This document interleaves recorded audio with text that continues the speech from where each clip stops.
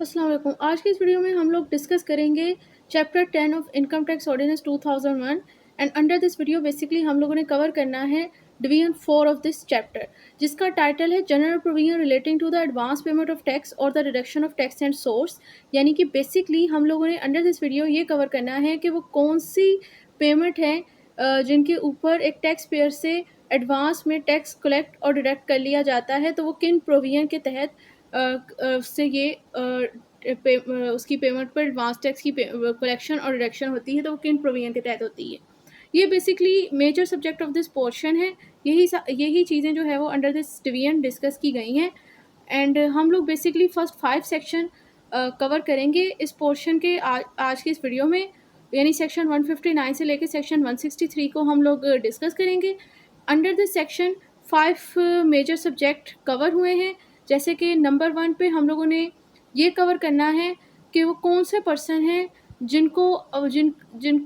जिनसे उनकी पेमेंट पर एडवांस टैक्स की डिडक्शन और कलेक्शन नहीं होती, यानी किन लोगों को exemption or lower rate certificate जारी किया जाता है कमिश्नर की तरफ से। ये सेक्शन 159 में हम लोग कवर करेंगे। नंबर 2 पे हम लोग कवर करेंगे अंडर दिस वीडियो कि वो जो विद होल्डिंग टैक्स एजेंट जिसकी ये ऑब्लिगेशन है कि उसने एक टैक्स पेयर से उसकी पेमेंट पर एडवांस टैक्स की कलेक्शन और डिडक्शन करनी है, उसके हवाले से उसकी क्या ऑब्लिगेशन है। जो टैक्स को कलेक्ट और डिडक्ट करता है टैक्स पेयर से एडवांस में, उसके हवाले से उस विद होल्डिंग टैक्स एजेंट की क्या ऑब्लिगेशन है, ये हम लोग सेक्शन 160 में डिस्कस करेंगे। नंबर 3 पर हम लोग कवर करेंगे कि अगर वो ये पर्सन अपनी ऑब्लिगेशन पूरी नहीं करता तो इन सिचुएशन इन केस उसे क्या कंसिक्वेंसेस, क्या पेनल्टीज उसे भुगतनी पड़ सकती हैं। ये चीज़ हम लोग डिस्कस करेंगे सेक्शन 161 में। एंड नंबर 4 सेकंड लास्ट हम लोग ये कवर करेंगे अंडर दिस वीडियो कि वो पर्सन यानी वो टैक्स पेयर जिससे उसकी पेमेंट पर एडवांस टैक्स की कलेक्शन और डिडक्शन होनी थी, लेकिन अगर नहीं होती तो फिर उससे रिकवरी किस तरह करवाई जाएगी। और लास्ट में हम लोगों ने कवर करना है कि वो जो रिकवरी है वो बेसिकली किन प्रोविजन के मुताबिक करवाई जाएगी। सो यही मेजर 5 चीज़ें आज की इस वीडियो लेक्चर में हम लोग कवर करेंगे। सो स्टार्ट करते हैं section 159 exemption or lower rate certificate. इस सेक्शन के टोटल 6 सब सेक्शन है। इस सेक्शन में बेसिकली यही कवर किया गया है कि किस टैक्स पेयर की पेमेंट पर एडवांस टैक्स की कलेक्शन और डिडक्शन नहीं की जाती, किस पर्सन को exemption or lower rate certificate जारी किया जाता है, मतलब उसे एग्जाम्पशन सर्टिफिकेट जारी कर दिया जाता है कि हाँ ठीक है, आपसे एडवांस टैक्स की कलेक्शन डिडक्शन नहीं होगी, जो पेमेंट आपको वसूल होनी है। किन कंडीशन प्रेसिडेंट के को मद्देनज़र रखते हुए कमिश्नर बेसिकली उसे ये सर्टिफिकेट जारी करता है, ये चीज़ जो है वो इस सेक्शन के अंदर कवर की गई है। टोटल 6 सब सेक्शन है। इसको स्टार्ट करते हैं। सब सेक्शन 1 के अंदर बेसिकली वो कंडीशन प्रेसिडेंट लिखी हुई है कि आखिर किन कंडीशन प्रेसिडेंट को को मद्देनज़र रखते हुए कमिश्नर टैक्स पेयर को एग्जाम्पशन सर्टिफिकेट जारी करता है कि हाँ ठीक है, आपसे आपकी पेमेंट से पर जो एडवांस टैक्स कलेक्ट या डिडक्ट किया जाना था वो अब नहीं किया जाएगा, because you fall under the exemption tax exempted category. लेकिन वो कब ये सर्टिफिकेट जारी करता है, सब सेक्शन 1 में अंडर दिस सेक्शन बेसिकली यही बताया गया है। सो स्टार्ट करते हैं। सो कहते हैं कि when the commissioner is satisfied that an amount to which division 2 और 3 of this part of chapter 12 apply is exempt from tax under this ordinance or subject to tax at a rate lower than that specified in the first schedule and is subject to the 100% tax credit under this ordinance, the commissioner shall upon application in writing by the person in the prescribed form issue the person with the exemption or lower rate certificate। So वो कह रहे हैं कि commissioner अगर satisfy हो गया कि वो अमाउंट टैक्स पेयर की जिसके ऊपर इस ऑर्डिनेंस का चैप्टर 12 या इस चैप्टर का यानी इस पार्ट यानी चैप्टर 10 का डिवीजन 2 और 3 अप्लाई होना है,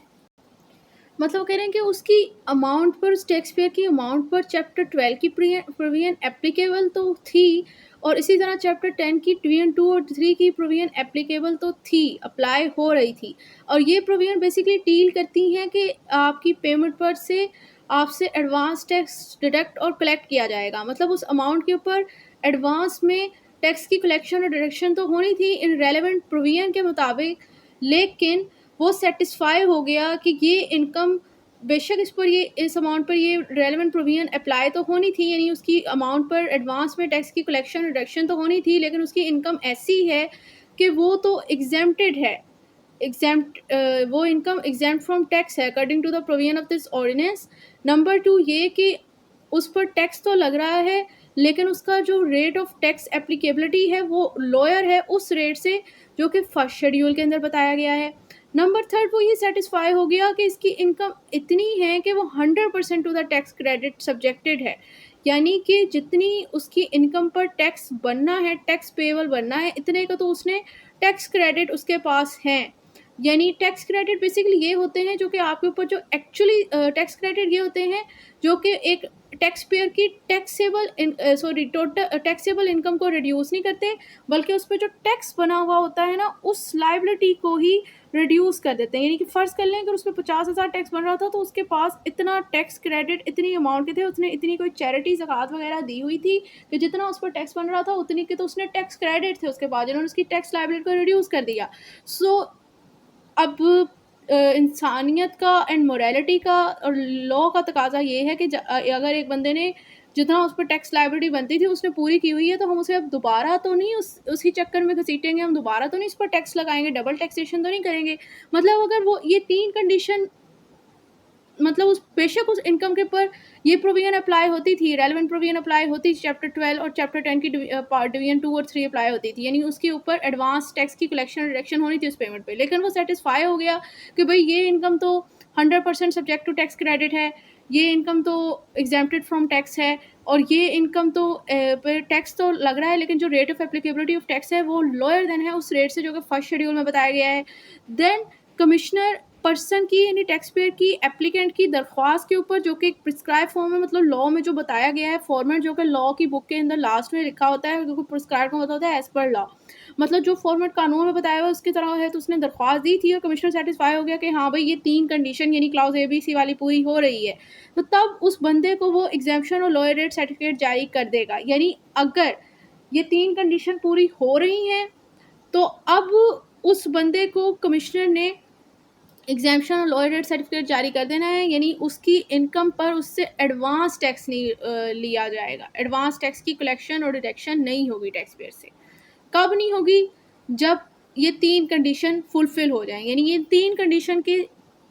ये जो 3 कंडीशन प्रेसिडेंट हैं अगर ये पूरे हो जाएं, कमिश्नर सेटिस्फाई हो जाए एप्लीकेंट की दरख्वास्त पे कि हाँ ठीक है कि बेशक उसकी पेमेंट पे एडवांस टैक्स की कलेक्शन रिडक्शन होनी थी, लेकिन ये 3 कंडीशन पूरी हो रही हैं उसकी पेमेंट के हवाले से, तो देन वो एग्जाम्पशन लोअर रेट सर्टिफिकेट जारी कर देगा। नहीं, अब उससे आप लोग उसकी पेमेंट पे एडवांस टैक्स की पेमेंट और कलेक्शन रिडक्शन और कलेक्शन नहीं करोगे। So I hope everybody understand the concept. अब हम चलते हैं इसकी फर्स्ट प्रोवाइजो पे, जो कि डील करती है कि जब जो कि टैक्स पेयर जो है वो बेसिकली 3 है, कंपनी हो सकती है, AOP हो सकती है, मेजर टैक्स पेयर जो है वो 3 ही है, AOP, कंपनी एंड एक इंडिविजुअल यानी normal person. So first proviso ये डील कर रही है कि जब कंपनी ऐसा टैक्स पेयर इसी सर्टिफिकेट के लिए यानी एग्जेम्पशन लोअर रेट सर्टिफिकेट के लिए अप्लाई करती है, तो कमिश्नर ने इसको कितने दिन के अंदर ये सर्टिफिकेट जारी करना होता है, मतलब इसकी एप्लीकेशन पे कितने दिन के अंदर अंदर कमिश्नर ने इस रिस्पॉन्स देना है, आया इसको सर्टिफिकेट देना भी है या नहीं देना, वो कितना टाइम पीरियड होता है कमिश्नर के पास इसकी दरख्वास्त पर रिस्पॉन्स देने के लिए। सो वो कहते हैं provided that in case of a company the commissioner shall issue exemption or lower rate certificate under this section within 15 days of filing of the application by the company. मतलब ये कि अगर कंपनी ने दरख्वास्त दी है कि मुझे exemption or lower rate certificate जारी किया जाए, तो कमिश्नर ने उसकी दरख्वास्त देने के बाद 15 दिन के अंदर अंदर उसे ये सर्टिफिकेट जारी करना है। यानी कि अगर उसने उसे सर्टिफिकेट नहीं भी जारी करना तब भी उसके पास 15 दिन ही है, और अगर करना है तो तब भी उसके पास 15 दिन ही है। उसकी दरख्वास्त पे रिस्पॉन्स देने का टाइम पीरियड कमिश्नर के पास 15 दिन है। यानी अगर तो उसने देना है से तो तब भी 15 दिन के अंदर ही जारी कर दे, नहीं देना तब भी 15 दिन के अंदर ही उसकी दरख्वास्त को रिजेक्ट कर दे।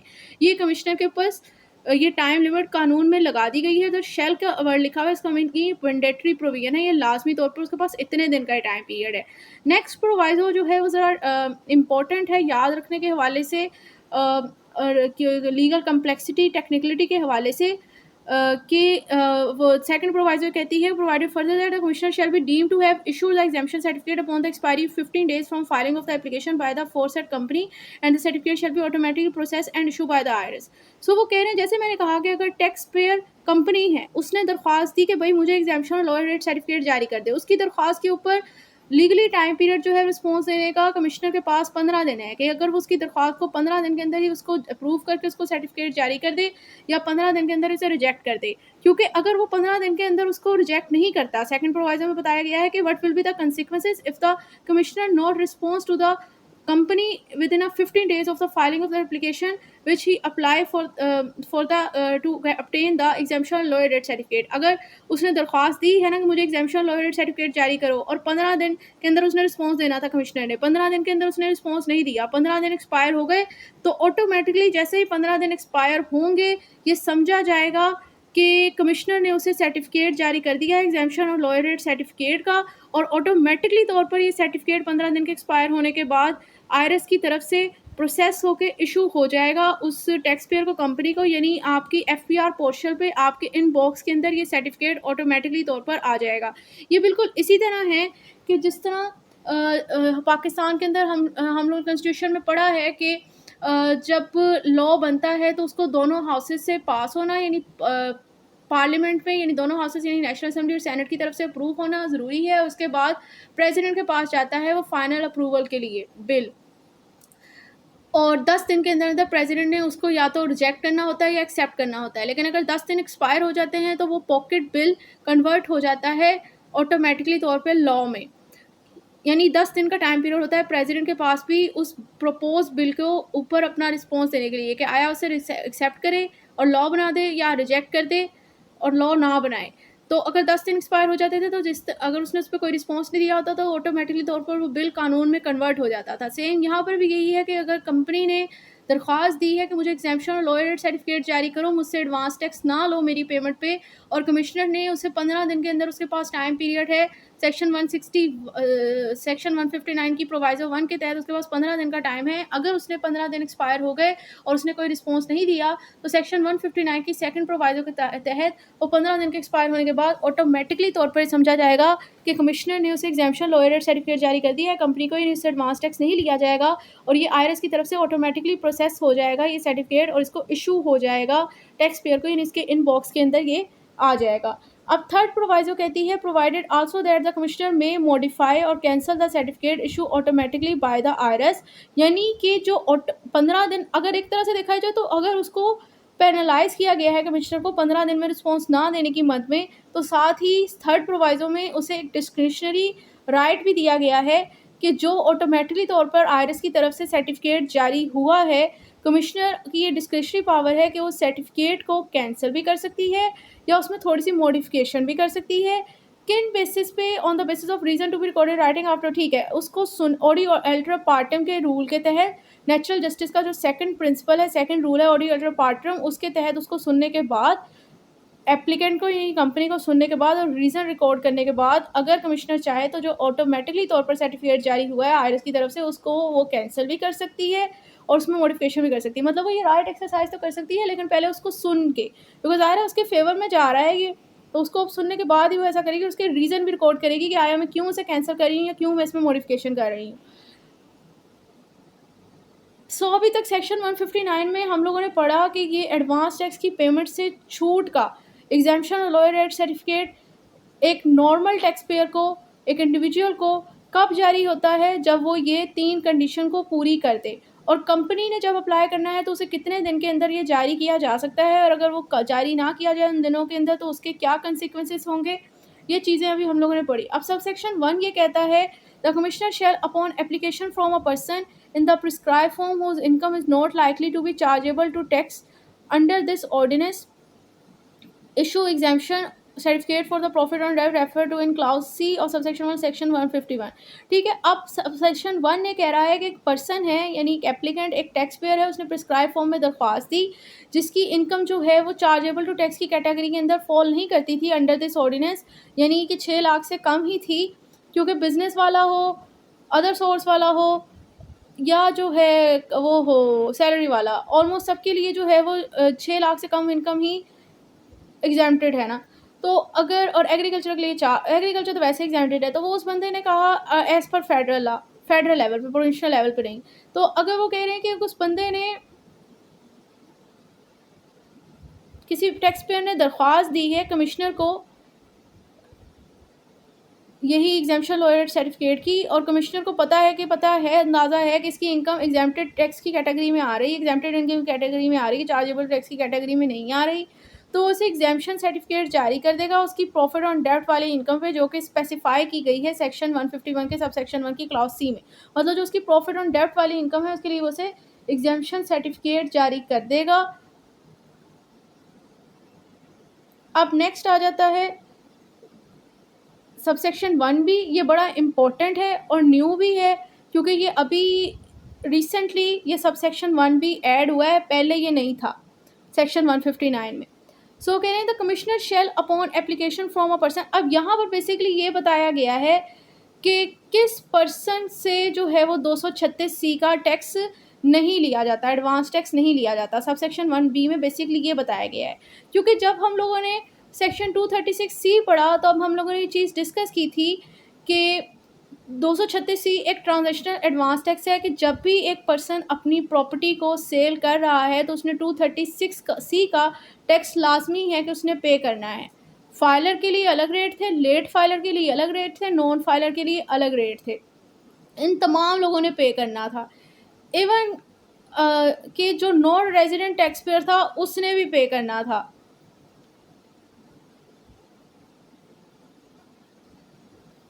लेकिन sub section 1B of section 159 कह रहा है कि ये एडवांस टैक्स 236C के एडवांस टैक्स से किस पर्सन को एग्जाम्प्ट कर सकता है कमिश्नर,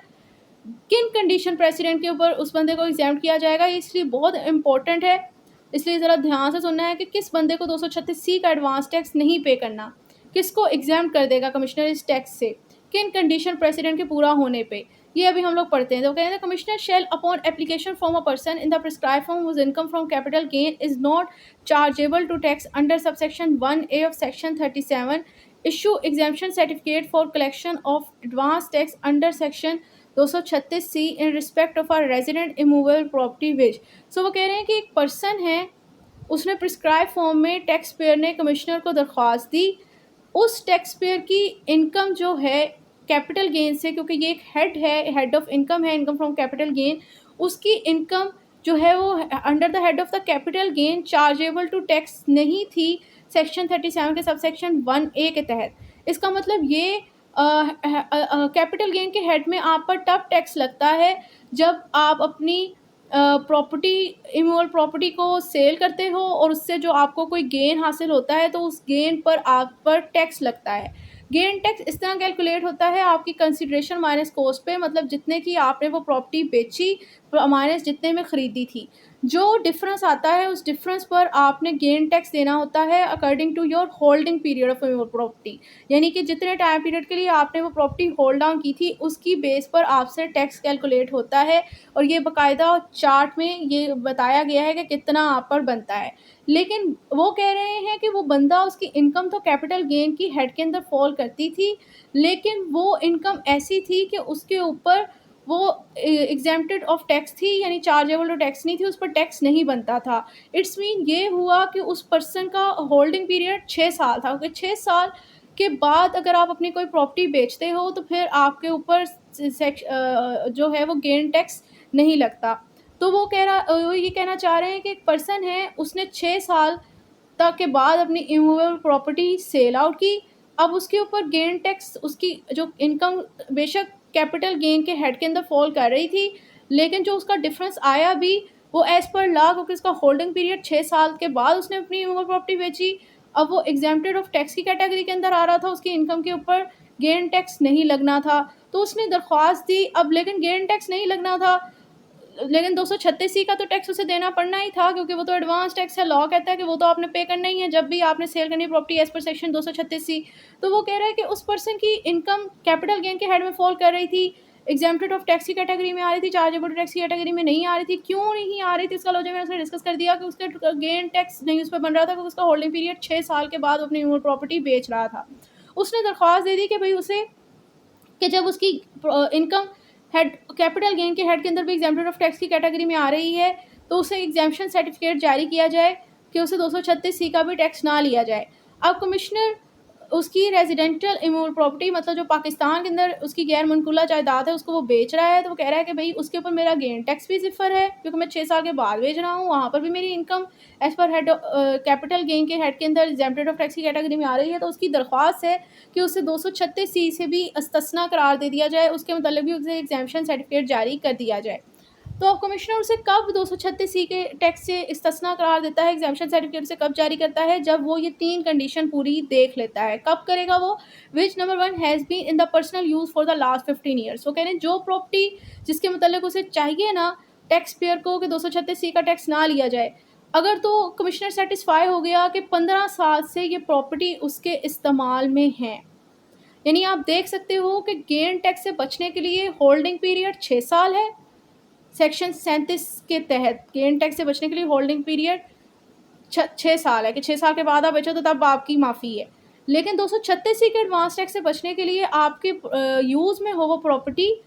15 साल से। नंबर 2 ये कि आपकी वेल्थ स्टेटमेंट में वो प्रॉपर्टी आपने डिक्लेयर की हुई हो, अपनी 15 साल की जो आप रिटर्न आपने जमा की हो उस 15 सालों के अंदर की वेल्थ स्टेटमेंट में आपने ये अपनी प्रॉपर्टी डिक्लेयर की हो। मतलब सिर्फ इतना आपका कह देना पे वो आप तज़किया शुहूद की रिक्वायरमेंट पे नहीं उतर रहे कि आप जाके एफपीआर अथॉरिटीज़ को कहोगे कि भाई मुझसे 236C का टैक्स ना लें क्योंकि ये देखें मेरी फ़र्द इस पर जो है, जो ये मेरी जायदाद है 15 साल पुरानी है और मेरे इस्तेमाल में पर्सनल यूज़ के लिए, मतलब वो प्रॉपर्टी उसकी रेजिडेंशनल है, कमर्शियल यूज़ के लिए वो इस्तेमाल नहीं कर रहा क्योंकि वो बिज़नेस पर्पस हो जाएगा। मतलब अगर वो सेटिस्फाई कर दे कि 15 साल से ये मेरे ज़ाती इस्तेमाल की जायदाद है, ये प्रॉपर्टी है, प्लस मेरी वेल्थ स्टेटमेंट में मेरी पिछले 15 सालों की वेल्थ स्टेटमेंट के अंदर ये प्रॉपर्टी मैंने डिक्लेयर की हुई है, वो आपकी डिक्लेयर होनी भी ज़रूरी है। मतलब आप अगर अपना फ़र्द जाके दिखा दोगे तो वो इनफ नहीं होगा, आपने अपनी रिटर्न के अंदर, क्योंकि रिटर्न के अंदर रिटर्न प्लस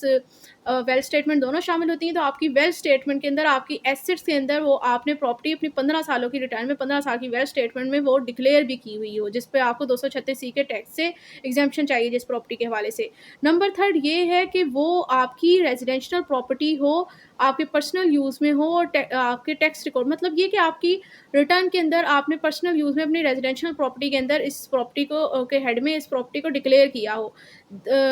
तब अगर ये 3 कंडीशन पूरी हो जाती हैं तब एग्जेम्पशन आपको दे दी जाएगी। 236C के टैक्स से कमिश्नर आपको सर्टिफिकेट जारी कर देगा कि हाँ इस बंदे से 236C का एडवांस टैक्स ना लिया जाए। यानी 236C के एडवांस टैक्स से एग्जेम्पशन हासिल करने के लिए बर्डन ऑफ प्रूफ जो है वो एप्लीकेंट के ऊपर होगा और उसने फिर उससे हासिल करने के लिए, एग्जेम्पशन हासिल करने के लिए 3 कंडीशन पूरी करनी है। नंबर 1 तो वो प्रॉपर्टी 15 साल से उसकी ज़ाती इस्तेमाल में हो। नंबर 2 ये कि उसने अपनी रिटर्न के अंदर ये प्रॉपर्टी अपनी रेजिडेंशियल प्रॉपर्टी के हेड के अंदर अपने टैक्स रिकॉर्ड में शो की हो। नंबर 3 ये कि उसकी 15 साल की वेल्थ स्टेटमेंट के अंदर ये प्रॉपर्टी शो की हुई हो उसने कि ये उसकी रेजिडेंशियल प्रॉपर्टी है। अगर तो ये 3 कंडीशन पूरी हो रही होंगी तभी 236C का एग्जेम्पशन सर्टिफिकेट आपको कमिश्नर जारी करेगा, अदरवाइज़ वो भी रिफ्यूज़ कर देगा। Provided that the exemption certificate under this section shall be issued once in 15 years। अब ये इन 15 सालों के अंदर किसी भी एक टाइम पे ये एग्जेम्पशन सर्टिफिकेट आपको जारी किया जा सकता है। Subsection 2 A person required to collect advance tax under Division 2 of this part or direct tax from a payment under Division 3 of this part। So अभी तक देखा जाए तो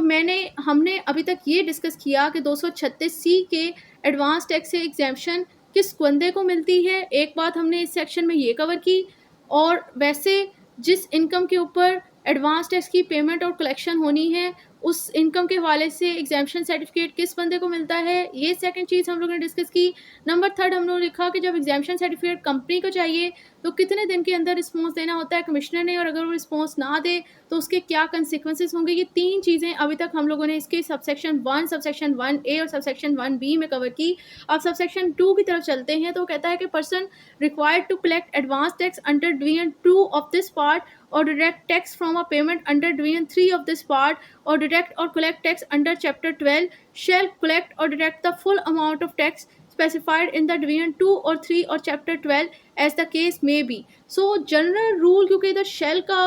हाँ था हाँ ठीक है, शेल का वर्ड लिखा हुआ है। सो कह रहे हैं कि जो विद होल्डिंग टैक्स एजेंट है ना, जिसके ऊपर ये ऑब्लिगेशन है कि उसने चैप्टर 10 की डिवीजन 2 के तहत टैक्स की डिडक्शन करनी है और कलेक्शन करनी है, सॉरी, और चैप्टर 10 के डिवीजन 3 के तहत डिडक्शन करनी है एडवांस में पेमेंट पे टैक्स पेयर की, या चैप्टर 12 ऑफ दिस ऑर्डिनेंस के तहत उसने टैक्स पेयर की पेमेंट पर एडवांस टैक्स की कलेक्शन और डिडक्शन करनी है, उस टैक्स विद होल्डिंग एजेंट की जिम्मेदारी है कि जितना टैक्स उस पर डिडक्ट और कलेक्ट होना है टैक्स पेयर की पेमेंट में, उसने वो पूरा ही कलेक्ट और डिडक्ट करना है। ये उस पर फर्स्ट प्राइमरी ऑब्लिगेशन है जनरली, पर इस हर every general law has an exception in law. So कह रहे हैं कि कब उसने ऐसा नहीं करना, unless there is in force a certificate issue under subsection 1 relating to the collection deduction of such tax in which case a person shall comply with the certificate. लेकिन अगर वो पर्सन कहता है कि आई हैव अ सर्टिफिकेट, कि आप मेरी income के ऊपर, ठीक है लॉ आपको कहता था कि आपने एडवांस में टैक्स की कलेक्शन और डिडक्शन करनी है, but I have a certificate issue under section 159 sub section 1, मेरे पास एग्जामिशन सर्टिफिकेट है। अब जब उसे सर्टिफिकेट दिखा देगा तो तब उस सिचुएशन में क्योंकि लॉ ने ही उसे इख्तियार दिए थे कि हाँ आपने ये डिडक्शन कलेक्शन करनी है, और लॉ ही उसे बार कर रहा है कि अब उस बंदे के पास एग्जामिशन सर्टिफिकेट है, मतलब उसकी इनकम पे एडवांस टैक्स की पेमेंट और कलेक्शन ही करनी। अगर वो बंदा सर्टिफिकेट दे देगा तो अब वो बंदा उसे जो विदहोल्डिंग टैक्स एजेंट है वो उससे ये एडवांस टैक्स की पेमेंट और कलेक्शन नहीं कर सकता। ये बिल्कुल सेम इसी तरह है कि जैसे कि एक पुलिस के पास इख्तियार है कि वो पर्सन को अरेस्ट कर सकते हैं, लेकिन अगर वो बंदा कह देता है कि मेरे पास तो प्री अरेस्ट बेल है, ज़मानत कबल गिरफ्तारी है का वारंट है मेरे पास, अगर वो उसे मतलब कोई बंदा जाता है, पुलिस अथॉरिटी जाती है, उस बंदे को अरेस्ट वारंट दिखाते हैं, अरेस्ट वारंट के तहत उसके पास अथॉरिटी है, लेकिन दूसरा बंदा कहता है कि देखें भाई ठीक है आपके पास अथॉरिटी है, लॉ ने आपको इख्तियार दिया है, लेकिन मैं भी लॉ की मदद से आपको स्टॉप कर रहा हूँ, मेरे पास प्री अरेस्ट बेल वारंट है, मेरे पास ज़मानत कबल गिरफ्तारी के वारंट है, मेरे आप गिरफ्तार नहीं कर सकते। अब जब उसके पास ये होते हैं तो लॉ ने ही पुलिस को इख्तियार दिया होता था उसे गिरफ्तार करने का, अब लॉ ही उसे रोक रहा है कि उसे गिरफ्तार नहीं कर सकते, तो अब इस सिचुएशन में उसे वो गिरफ्तार नहीं करते। तो सेम यहाँ पर भी विदहोल्डिंग टैक्स एजेंट को लॉ ही इख्तियार दे रहा था कि वो उससे एडवांस टैक्स की पेमेंट और कलेक्शन करेंगे। किस लॉ के तहत इख्तियार दे रहे थे उसे? चैप्टर 12 ऑफ दिस ऑर्डिनेंस के तहत और चैप्टर 10 के डिवीजन 2 और 3 के तहत। लेकिन अब लॉ ही से बार कर रहा है कि वो उससे वो एडवांस टैक्स की पेमेंट और कलेक्शन नहीं कर सकते। किस कानून के तहत? सेक्शन 159 के सब सेक्शन 1 के तहत, ये जब एग्जामिशन सर्टिफिकेट उस टैक्स पेयर के पास होता है। सो आई होप ये पॉइंट भी सबको अच्छे से क्लियर हो गया होगा। अब नेक्स्ट चलते हैं सबसेक्शन 6 की तरफ, यानी इसमें टोटल सबसेक्शन 6 थे, लेकिन सबसेक्शन 3, 4, 5 ओमिटेड हो चुके। अब सबसेक्शन 6 कहता है कि notwithstanding omission of subsection 3, 4 and 5, okay then subsection 6 कहता है कि बेशक सबसेक्शन 3, 4 एंड सबसेक्शन 5 ओमिटेड हो गए हैं, उनको एक साइड पे रखते हुए जो भी नोटिफिकेशन इशू होगा इन सेट सबसेक्शन के तहत और जो भी इन्फोर्सेबल है नोटिफिकेशन इस टाइम, वो इन्फोर्सेबल रहेगा। मतलब अंडर दिस सबसेक्शन जो भी मतलब नोटिफिकेशन जारी होगा वो, एंड प्लस जो नोटिफिकेशन इस टाइम इन्फोर्सेबल है वो इन्फोर्सेबल ही रहेगा तब तक जब तक उसको FPR by notification official gazette, यानी किसी सरकारी गैजेट में नोटिफिकेशन के थ्रू उस नोटिस को ख़त्म ना कर दे। ठीक है, तो ये सबसेक्शन सेक्शन 159 के अंदर तमाम चीज़ें कवर की गई। अब अगर हम सेक्शन 159 को देखें, अगर इसको समराइज़ करें तो इसके टोटल 4 मेजर सब्जेक्ट ही सेक्शन में कवर किए गए हैं। नंबर 1 तो ये कि किस बंदे को एडवांस टैक्स की जो पेमेंट और कलेक्शन होनी है, उससे जो पेमेंट हासिल होती है उस टैक्स पेयर को, उस पेमेंट पे से एडवांस टैक्स की पेमेंट और कलेक्शन से एग्जाम्पशन किस टैक्स पेयर को ग्रांट की जाएगी, किन कंडीशन प्रेसिडेंट के ऊपर ग्रांट की जाएगी। ये हम लोगों ने सब सेक्शन 1 में पढ़ा कि जब वो 3 कंडीशन पूरी हो जाएंगी तो कमिश्नर से ये जारी कर देगा। इसी तरह सेकेंडरी नंबर पर हम लोगों ने पढ़ा कि अगर कंपनी को एग्जाम्पशन सर्टिफिकेट चाहिए तो उसने कितने दिन के अंदर अप्लाई करना है, उसकी दरख्वास्त पर कब उसने अप्लाई करना है, कितने दिन में उसकी दरख्वास्त के ऊपर रिस्पॉन्स देना है कमिश्नर ने, और अगर रिस्पॉन्स ना दे तो उसके क्या कंसिक्वेंसेस होंगे। फिर हम लोगों ने ये चीज़ कवर की कि अगर किसी पर्सन ने 236C के एडवांस टैक्स से एग्जाम्पशन हासिल करनी है तो उसके लिए वो दरख्वास्त देगा, और कब उसे वो एग्जाम्पशन देगा कमिश्नर, किन कंडीशन पर उसको दी जाएगी। नंबर 4 ये कि जो नोटिफिकेशन जारी होते हैं वो कब तक इन्फोर्सेबल रहते हैं। और नंबर 5 हम लोगों ने ये चीज़ डिस्कस की थी कि विद होल्डिंग टैक्स एजेंट की ये ऑब्लिगेशन तो है कि उसने टैक्स पेयर से उसकी पेमेंट, उसको जो पेमेंट वसूल होनी है उस पर एडवांस टैक्स की पेमेंट और कलेक्शन करनी है, लेकिन कब वो अपनी इस ऑब्लिगेशन को पूरा उसे किस कब आप इस एक्शन से रोक सकते हो, किन कंडीशन में, जो कि हमने पढ़ा कि अगर किसी बंदे के पास यही सेक्शन 159 का सर्टिफिकेट है, उसे सर्टिफिकेट दिखा दे तो तब फिर वो उससे टैक्स की डिडक्शन कलेक्शन नहीं करेगा जो कि उसने करनी थी, एडवांस टैक्स की कलेक्शन डिडक्शन। अब आई होप ये सेक्शन अच्छे से सबको समझ आ गया होगा, तो तब हम लोग चलते हैं सेक्शन 160 की तरफ। सेक्शन 160 कहता है payment of tax collected or deducted. Section 160 में बेसिकली ये कवर किया गया है, ये जो टैक्स विद होल्डिंग एजेंट है, मतलब जिसने टैक्स पेयर से उसकी पेमेंट पे एडवांस टैक्स की पेमेंट डिडक्शन और कलेक्शन करनी है, उस डिडक्टेड और कलेक्टेड टैक्स के हवाले से बेसिकली उस टैक्स विद होल्डिंग एजेंट की क्या ऑब्लिगेशन है, ये सेक्शन 160 के अंदर डिस्कस की गई है। सेक्शन 160 कहता है कि any tax that has been collected or purported to be collected under division 2 of this part or directed or purported to be directed under division 3 or this part or directed or collected or purported to be directed or collected shall be, मतलब वो कह रहे हैं कि जो भी tax has been मतलब ये पास्ट परफेक्ट सेंटेंस है, मतलब ये टैक्स कलेक्ट और डायरेक्ट हो चुका है, मतलब कह रहे हैं जो भी टैक्स जिसकी कलेक्शन होनी थी चैप्टर 10 के डिवीजन 2 के तहत, या जिसकी डिडक्शन होनी थी चैप्टर 10 की डिवीजन 3 के तहत, या जिसकी कलेक्शन और डिडक्शन होनी थी चैप्टर 12 ऑफ दिस ऑर्डिनेंस के तहत, वो टैक्स जब अब कलेक्ट और डिडक्ट हो गया है तो ऑब्वियसली वो पेड कर दिया जाएगा, अदा कर दिया जाएगा कमिश्नर को उस पर्सन की तरफ से जिसने ये कलेक्शन और डिडक्शन करनी थी, उस टाइम लिमिट के अंदर और उस तरीकाकार के तहत उसने ये पेमेंट करनी है जो कि प्रिस्क्राइब्ड यानी कानून बताएगा। मतलब कानून अगर कहता है कि आपने कलेक्ट करने के बाद 15 दिन के अंदर जमा करवा देना है, बाय बैंक करवाना है, मैनर करना है, या फिर मनी ऑर्डर करना है, जो भी कानून में टाइम पीरियड और जो भी उन्होंने तरीका बताया हुआ है टैक्स विद होल्डिंग एजेंट को कि ये कलेक्टेड डिडक्टेड टैक्स आपने कलेक्ट और डिडक्ट तो कर लिया, अब इतने टाइम लिमिट में इस तरीकाकार के तहत आपने पे करना है। किसे पे करना है? कमिश्नर को। तो इसकी ये ऑब्लिगेशन है कि इसने डिडक्ट और कलेक्ट करने के बाद जो कानून से टाइम पीरियड और मैनर बताता है उसके तहत इसने कमिश्नर को ये कलेक्टेड और डिडक्टेड टैक्स पे कर देना है। सो ये सिंपल सी इसके ऊपर ऑब्लिगेशन है कि उसने कलेक्ट करने के बाद अपनी जेब में नहीं रखना, बल्कि एफपीआर अथॉरिटीज़ यानी कमिश्नर को ये जमा करवा देना है, उस टाइम पीरियड में उस मैनर में करवाना है जो कि लॉ में स्पेसिफाई किया गया है, प्रिस्क्राइब किया गया है। सेक्शन 161 कहता है कि फेलियर टू पे tax collected or deducted. Under this section basically ये चीज़ डिस्कस की गई है कि अगर यही टैक्स विद होल्डिंग एजेंट जिसकी जो जिम्मेदारी थी सेक्शन 160 के तहत के कलेक्टेड और डिडक्टेड टैक्स इसने एडवांस टैक्स इसने जमा करवाना था कमिश्नर को, अगर ये अपनी उस ऑब्लिगेशन को पूरा ना करे तो फिर ये किन पेनल्टीज किन कंसिक्वेंसेस के लायबल हो सकता है। सो सब सेक्शन 1 कहता है कि where a person fail to collect tax as required under division 2 of this part और chapter 12 or deduct tax from a payment as required under division 3 of this part or chapter 12 or as required under section 150 of the repeal ordinance। so subsection 1 का clause 1 ये कहता है कि जब एक withholding tax agent की जिम्मेदारी थी कि उसने चैप्टर 10 की डिवीजन 2 के तहत टैक्स की कलेक्शन करनी थी और चैप्टर 12 ऑफ दिस ऑर्डिनेंस के तहत टैक्स की कलेक्शन करनी थी, या नंबर 2 ये कि उसने चैप्टर 10 के डिवीजन 3 के तहत टैक्स की डिडक्शन करनी थी और चैप्टर 12 ऑफ दिस ऑर्डिनेंस के तहत टैक्स की डिडक्शन करनी थी। नंबर 3 ये कि उसने रिपील्ड ऑर्डिनेंस यानी इनकम टैक्स ऑर्डिनेंस से पहले जो कानून था इसी मैटर से रिलेटेड उसके सेक्शन 150 के तहत उसने टैक्स की कलेक्शन और डिडक्शन करनी थी। अगर उसने सिरे से ही कलेक्शन और डिडक्शन नहीं की एडवांस टैक्स की तब, and clause b having collected tax under division 2 of this part or chapter 12 or deducted tax under division 3 of this part or chapter 12 fail to pay the tax to the commissioner as required under section 160 or having collected tax under section 50 of the repealed ordinance pay to the credit of the federal government required under। so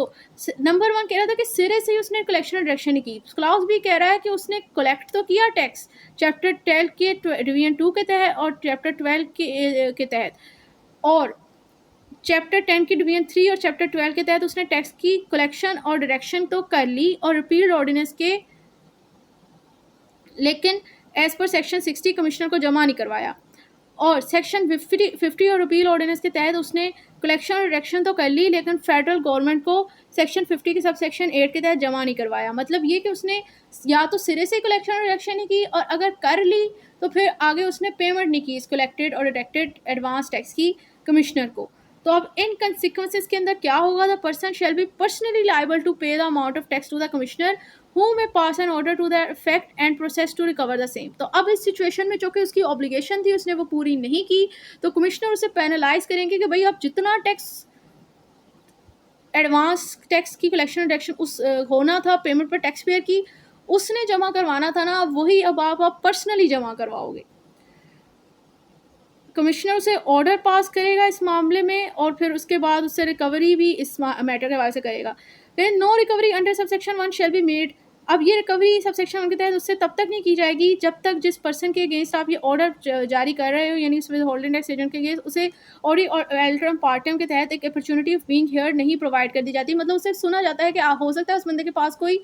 valid excuse हो कि भाई मैंने क्यों नहीं किया, क्योंकि as per article 10 of constitution of Pakistan कहता है राइट ऑफ फेयर ट्रायल कि हर पर्सन का जब भी आपने उस पर कोई क्रिमिनल लाइबिलिटी इम्पोज करनी है या कोई सिविल ऑब्लिगेशन आपने उस पर रेस करनी है, तो फिर उस टाइम उसका राइट टू फेयर ट्रायल होता है कि उससे पहले सुना जाए कि हो सकता है उस बंदे के पास कोई वैलिड एक्सक्यूज़ हो जिसकी वजह से उसने अपनी ऑब्लिगेशन पूरी नहीं की। ऐसा नहीं हो सकता कि आप लोग बगैर फेयर ट्रायल के उसके अगेंस्ट कोई भी एक्शन ले लो। फेयर ट्रायल का राइट सिर्फ और सिर्फ समरी ट्रायल के अंदर नहीं होता, क्योंकि वहाँ पर लॉ है, और जो लॉ कहता है कि जो लॉ के अंदर जिस तरह जो चीज़ लिखी हुई है तो उसी तरह फॉलो कीजिए, क्योंकि वहाँ पर केस जो है वो क्लियर होता है प्रॉपर वर्क से। तो उस पर क्योंकि कानून क्योंकि as per article 37 clause d of the constitution of Pakistan कहता है कि आपने एक्सपीडियस जस्टिस प्रोवाइड करना है। तो जिन मैटर के अंदर चीज़ क्लियर हो रही है, जैसे समरी ट्रायल के जो केसेस होते हैं, तो वहाँ पर हमें बेफजूल कोर्ट की प्रोसीडिंग को ड्रैग करने की और लेंथी करने की ज़रूरत नहीं होती। लेकिन अदरवाइज़ जहाँ पर समरी ट्रायल नहीं सिचुएशन नहीं है, नॉर्मल ट्रायल की सिचुएशन हो, तो वहाँ पर right of fair trial as per article 10 of the constitution of Pakistan हर बंदे का है कि आपने उस पर कोई भी सिविल लाइबिलिटी या क्रिमिनल ऑब्लिगेशन इम्पोज करने से पहले उसे राइट ऑफ फेयर ट्रायल देना है। दैट्स वाई यहाँ पर भी उस बंदे से बेशक उसके ऊपर ऑब्लिगेशन थी कि उसने टैक्स की कलेक्शन डिडक्शन करनी थी और उसने नहीं की, तो लॉ कमिश्नर से कहता है कि ठीक है उसे पर्सनल लाइबल करके उससे रिकवर तो कर ले, लेकिन वो रिकवरी करने का ऑर्डर उसे तब तक जारी नहीं कर सकता जब तक वो उसे पहले सुन ना ले, उसको फेयर ट्रायल का मौका ना दे। ठीक है, सो आई होप ये पॉइंट और उसके पीछे का लॉजिक आप सबको समझ आ गया होगा। अब नेक्स्ट चलते हैं सबसेक्शन 1B के तहत। वो कह रहे हैं कि where at the time of recovery of tax under subsection 1 it is establish that the tax subsection 1B कहता है कि where at the time of the recovery of tax under subsection 1 it is establish that the tax that was to be deducted from the payment made to a person or collected from a person has been while being paid by that person. सो वो कह रहे हैं कि जिस time recovery हो रही थी उस टाइम ये फाइंड आउट होता है कि जिस बंदे से टैक्स की कलेक्शन डिडक्शन करनी थी, ऑल दो विद होल्डिंग टैक्स एजेंट ने नहीं की, लेकिन उस बंदे ने खुद ही से, वैसे इतना शरीफ कोई होता नहीं, लेकिन वो कह रहे हैं उस बंदे ने खुद ही वो टैक्स पे किया हुआ था, तो अब कोई रिकवरी नहीं की जाएगी उस विद होल्डिंग टैक्स एजेंट से हु हैड फेल्ड, मतलब जो कि नाकाम हो गया, जिसने अपनी ऑब्लिगेशन पूरी नहीं की उस टैक्स को कलेक्ट और डिडक्ट करने की, उससे अब रिकवरी नहीं की जाएगी। मतलब अगर हमें दौरान इंक्वायरी ड्यूरिंग रिकवरी प्रोसीडिंग ये पता चला कि जिस टैक्स पेयर से टैक्स की एडवांस टैक्स की पेमेंट और कलेक्शन होनी थी, बेशक विद होल्डिंग टैक्स एजेंट ने उससे नहीं रिकवर किया, लेकिन वो इतना शरीफुल नफ्स इंसान था कि उसने वो अपने ऊपर जो भी उस पर लाइबिलिटी थी वो उसने खुद ही टैक्स जो डिडक्ट होना था उसने खुद ही पे किया हुआ था। तो अब इस सिचुएशन में हम इससे रिकवरी तो नहीं करेंगे, ठीक है, इस चीज़ से तो ये बच जाएगा। लेकिन कभी भी लॉ में किसी भी पर्सन को उसके अगर हम उसे थोड़ा सा पेनलाइज ना करें तो वो इस तरह उस पर्सन को फिर सबक नहीं मिलता, तो इसलिए उस बंदे को भी पेनलाइज किया गया इस विद होल्डिंग एजेंट को कि ठीक है रिकवरी तो हम आपसे नहीं करेंगे, लेकिन इसका मतलब हरगिज़ नहीं है कि ये पर्सन किसी दूसरी पेनल्टी के लिए भी लायबल नहीं होगा। और वो दूसरी पेनल्टी क्या है, वो कह रहे हैं that the said person shall be liable to pay default surcharge the rate of 12% per annum from the date he fail to collect or deduct the tax to the date the tax was paid. पर इस situation में वो कह रहे हैं कि ये बंदा लायबल होता है डिफॉल्ट सरचार्ज पे करने का, और ये डिफॉल्ट सरचार्ज जो है वो 12% पर एनम के हिसाब से होगा, इस डेट से होगा जिस डेट पर इसने टैक्स की कलेक्शन डिडक्शन करनी थी, उस डेट से स्टार्ट होके उस डेट तक जाएगा जिस डेट पे टैक्स मतलब लायबल टैक्स एक्चुअली तौर पर पे किया गया। अब इसको हम लोग एक एग्जांपल से समझते हैं ताकि हमें बेहतर समझ आ सके। बात यहाँ पर ये हो रही है कि वो कह रहे हैं कि अगर टैक्स विद होल्डिंग एजेंट ने डिडक्ट और विद हेल्ड करना था, कलेक्ट करना था, उसने नहीं किया, लेकिन टैक्स पेयर ने खुद ही से जमा करवा दिया। अब इस सिचुएशन में ये इससे तो बच जाएगा, टैक्स विद होल्डिंग एजेंट कि उसको उससे रिकवरी नहीं की जाएगी, जो एक्चुअल लाइबिलिटी मतलब जो टैक्स और विद हेल्ड और डिडक्ट करना था वो तो उससे नहीं रिकवर किया जाएगा, लेकिन इसको पेनल्टी फिर भी लगेगी। पेनल्टी ये लगेगी कि इसे डिफ़ॉल्ट से चार्ज पे करना पड़ेगा। डिफ़ॉल्ट से चार्ज से पे करना पड़ेगा 12% पर एनम के लिहाज से। पर एनम का मतलब है पर ईयर, और वो कैलकुलेट होगा उस डेट से जिस डेट से ये डिफ़ॉल्ट रेज हुआ प्लस उस डेट तक जाएगा जिस डेट तक वो डिफ़ॉल्ट एंड हुआ, नहीं यानी जिस डेट पे वो टैक्स उसने पे कर दिया उसी पर्सन ने जिसने वो टैक्स पे करना था, जिस टैक्स पे जिस पे एक्चुअल लायबिलिटी थी। इसको एग्जांपल समझते हैं मिसाल के तौर पर कि एक टैक्स की कलेक्शन और डिडक्शन करके टैक्स पे करना था फेब के अंदर, लेकिन उसने नहीं किया। अब मई के महीने में उस पर्सन ने पे कर दिया जिसके ऊपर एक्चुअल लायबिलिटी थी, तो ये फेब से लेके मई तक डिफ़ॉल्ट गया, यानी फेब से लेके मई तक डिफ़ॉल्ट गया। मार्च अप्रैल 4 महीने, यानी ये 4 महीने हो गए। 12% पर एनम के लिहाज से हम क्या लेंगे, और एक्चुअल ये देखें टैक्स जो था उसकी अमाउंट 5% थी, तो सॉरी 5000 थी। अब 5000 का 12% पर एनम इस तरह निकलेगा कि ये देखें आप 12% पहले आप लोग ये फार्मूला ही देख लेना कि 12% पर एनम, यानी मुझे 12 का भी परसेंटेज निकालनी है। 12% पर एनम, ठीक है, 12% पर एनम। ये फार्मूला इस तरह बनेगा कि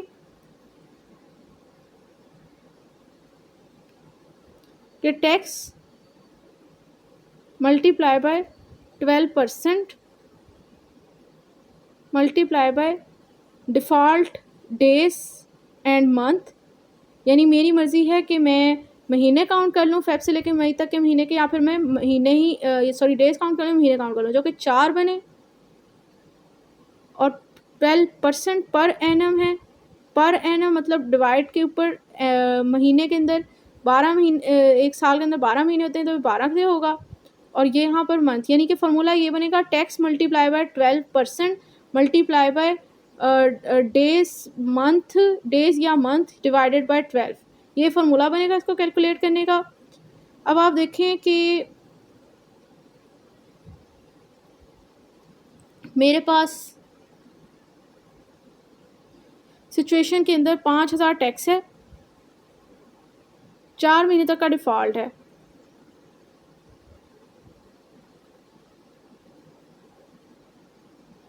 अगर मैं कहूँ कि 5000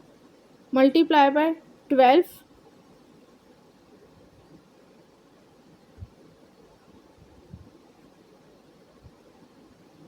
परसेंटेज भी है, क्योंकि 12% मतलब मैंने अब इसे 100 से डिवाइड भी करना है, 600 हो गया। अब 400 डिवाइडेड बाय 600 मल्टीप्लाई 12 होगा, यानी कि 600 मल्टीप्लाई बाय 12 7200, 4 डिवाइडेड बाय 7200, ये कॉलम गलत निकाला है मैंने, थोड़ी सी मिस्टेक होगी। जैसे मैंने कहा था ना, ये 5000 आपके पास टैक्स था, और tax multiply by 12% multiply by days या मंथ डिवाइडेड बाय 12, क्योंकि पर एनम है ना, तो टोटल 4 मंथ का डिफ़ॉल्ट था, 4 डिवाइडेड बाय 12 किया 0.33। अब 12% है तो उसका भी हम डिवाइड करेंगे तो 0.12 आ गया, तो 0.12 मल्टीप्लाई बाय 0.33 मल्टीप्लाई बाय 5000, क्योंकि वो हमारे पास टैक्स था, तो 198 रुपये जो है वो आपका डिफ़ॉल्ट सरचार्ज बनेगा इस 4 मंथ के हिसाब से। अब एक्चुअल टैक्स लायबिलिटी आपके पास जो है वो 5000 थी, तो ये आपको डिफ़ॉल्ट सरचार्ज के साथ पे करना पड़ेगा, यानी 5198 रुपये पे करना पड़ेगा। सर डिफ़ॉल्ट सरचार्ज वाला पॉइंट भी समझ आ गया होगा। अब नेक्स्ट यानी सबसेक्शन 2 की, a person personally liable for an amount of tax under subsection 1 as a result of failing to collect or deduct the tax shall be entitled to recover the tax from the person from whom the tax should have been collected or deducted.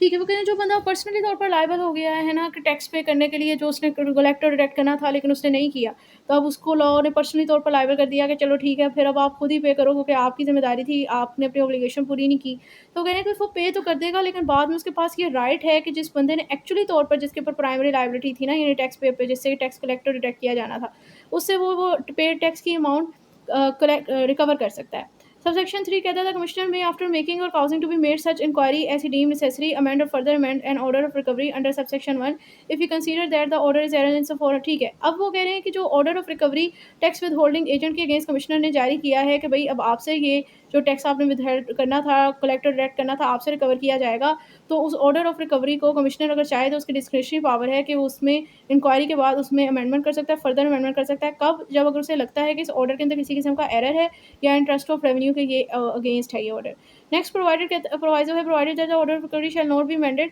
वो कह रहे हैं कि recovery का order तब तक amend नहीं होगा जब तक पर्सन जो कि सबसेक्शन 1 के अंदर रेफर किया गया है उसको अपॉर्चुनिटी ऑफ बीइंग हियर नहीं प्रोवाइड की जाती। अब सबसेक्शन 1 के अंदर tax withholding agent discuss किया गया था कि ज़ाहिर-सी बात है रिकवरी इससे होनी है। अगर वो अमेंडमेंट करके उसे कहें कि भई अब इतना नहीं, इतना टैक्स आपने पे करना है, तो वो उस बंदे के ऊपर तो एक तरह से देखा जाए फिर ज़्यादा लायबिलिटी हो जाएगी ना कि पहले उसने कोई कम पे करना था, अब उसे ज़्यादा करने का कह रहे हैं अमेंडमेंट करने के बाद। तो वो कह रहे हैं उसे सुने बगैर जो है आप उसकी फर्दर लायबिलिटीज़ में ऑर्डर में अमेंडमेंट वगैरह नहीं कर सकते। नेक्स्ट है सेक्शन 160 सेक्शन 162।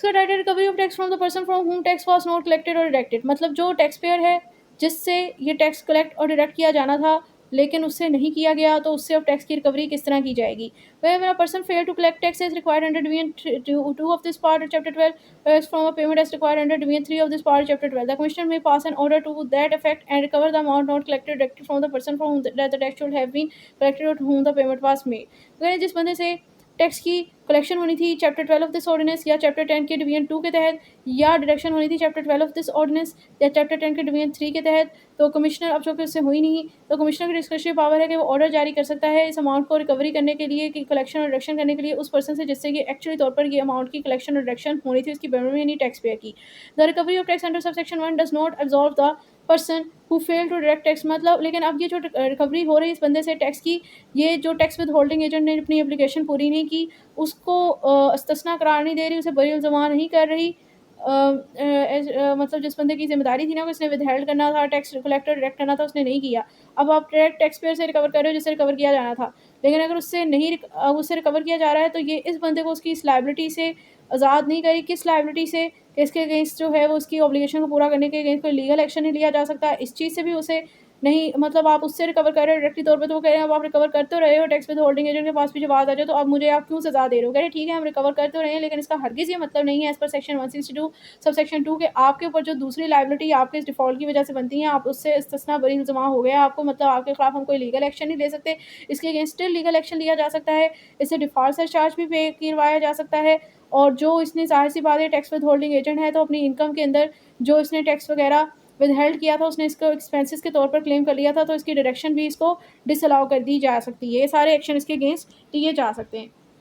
अब सेक्शन 163 कहता है कि recovery of the amount payable under this ordinance, तो कहते हैं the provision of this ordinance shall apply to any amount required to be paid to the commissioner under this division as if for tax due under an assessment order. मतलब वो कह रहे हैं कि जो भी अमाउंट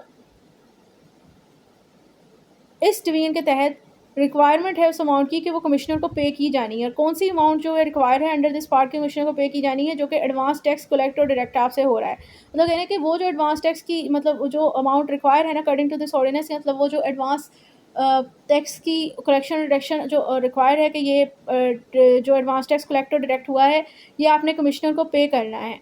तो उस अमाउंट की रिकवरी करने के लिए इस ऑर्डिनेंस की वो तमाम प्रोविजन जो कि असेसमेंट ऑर्डर के तहत ड्यू टैक्स को रिकवर करने के लिए इस्तेमाल की जाती हैं, अप्लाई होती हैं, वैसे ही इधर इस अमाउंट को भी रिकवर करने के लिए इस्तेमाल होंगी। मिसाल के तौर पर इसका एग्जांपल से समझते हैं कि आपने कोई रिटर्न जमा करवाई और उस पर आपने अपनी असेसमेंट की कि मेरे पास तो इतना टैक्स नहीं, इतना टैक्स बनता है। अब 120 का ऑर्डर नहीं आया, आपको 121 का आ गया कि आपने सही से असेसमेंट नहीं की, आपके ऊपर इतना टैक्स नहीं, मतलब आपने कहा था मुझ पे 5000 टैक्स बनता है, सिस्टम कहते हैं कि नहीं आपके ऊपर इतना नहीं इतना बनता है। अव्वल तो आपका रिटर्न जमा ही नहीं होती, अगर आपने सही कैलकुलेशन ना की हो, वो आपका इतना टैक्स बनाते नहीं। लेकिन आप फ़र्ज़ कर लें कि आपका उस टाइम नहीं हुआ, सिस्टम ने बाद में आपको मैसेज भेजा कि इतना नहीं, आप पर इतना टैक्स बनता था, तो वो ड्यू टैक्स अब आपके ऊपर हो गया। मतलब आपने वो टैक्स पे नहीं किया हुआ, तो उन्होंने कहा कि ये असेसमेंट ऑर्डर के तहत आपके ऊपर इतना 5 नहीं, आप पे 7,500 रुपए नहीं, 2,500 रुपए आप पे ड्यू टैक्स है, आपने पे करना है। तो उस 2,500 को रिकवर करने के लिए जो इस ऑर्डिनेंस की प्रोविज़न है ड्यू टैक्स को रिकवर करने के लिए, जो कि कार्बन सेक्शन 137 से 146 सी तक की प्रोविज़न्स हैं, जो वो अप्लाई होती हैं। इसी तरह जो